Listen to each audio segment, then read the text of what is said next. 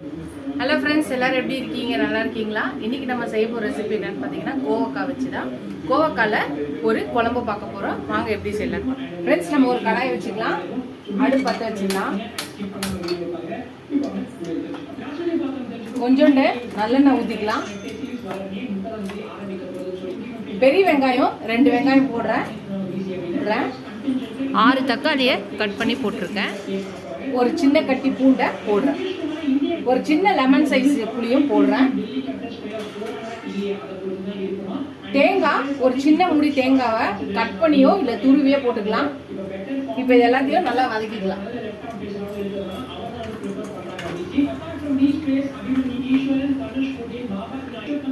கொஞ்சோண்டு கருவேப்பிலை போட்டுக்கலாம்.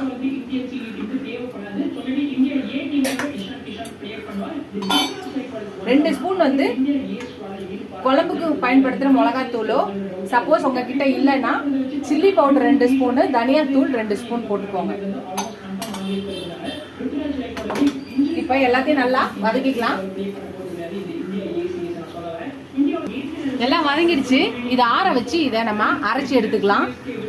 மறுபடியும் ஒரு பேன் வச்சுக்கலாம். கொஞ்சோண்டு எண்ணெய் ஊற்றிக்கலாம்.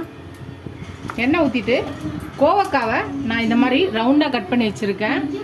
இதை இந்த எண்ணெயில் போட்டு இது நல்லா வதக்கி எடுத்துக்கலாம். இந்த கோவக்காவை நல்லா வதங்கட்டும்.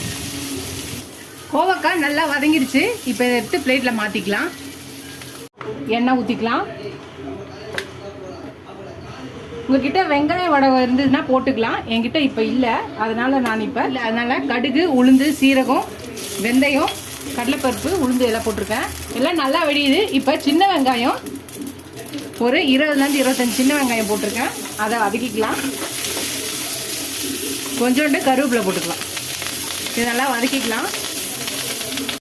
நம்ம சின்ன வெங்காயம் நல்லா வதங்கட்டும். சின்ன வெங்காயம் வதங்கிடுச்சு. நம்ம வதக்கி வச்சோம்ல, அரைச்சாச்சு. அந்த பேஸ்ட்டாக ஊற்றிக்கலாம்.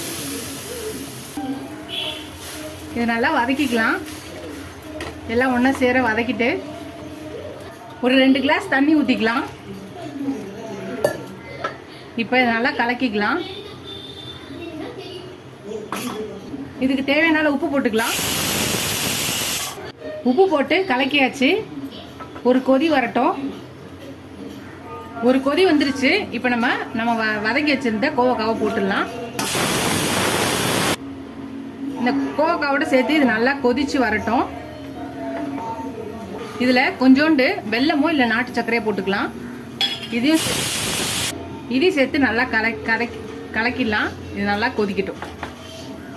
ஃப்ரெண்ட்ஸ், அவ்வளோதான் நம்மளோட கோவக்காய் குழம்பு, கோவக்காய் புளிக்குழம்பு ரெடி ஆயிடுச்சு. ரொம்ப ஈஸியாக, சிம்பிளாக, டக்குன்னு ரெடி ஆயிடுச்சு. பாருங்கள், டிஃப்ரெண்ட்டாக செய்யுங்க. கோவக்காய் வச்சு நம்ம இதுவரையும் புளிக்குழம்பு வச்சுருக்க மாட்டோம். இந்த இதில் ட்ரை பண்ணி பாருங்கள். ட்ரை பண்ணி பார்த்துட்டு எப்படி இருக்குன்னு சொல்லுங்கள். ஃபஸ்ட் டைம் சேனலை பார்க்க சப்ஸ்கிரைப் பண்ணிட்டு பாருங்கள். ஃபுல் வீடியோ பாருங்கள். உங்கள் ஃப்ரெண்ட்ஸ்க்கு இந்த சேனலை ஷேர் பண்ணி சப்ஸ்கிரைப் பண்ண சொல்லுங்கள். இதோட அடுத்த ரெசிபியில் பார்க்கலாம். டாட்டா, பாய் பாய் ஃப்ரெண்ட்ஸ்.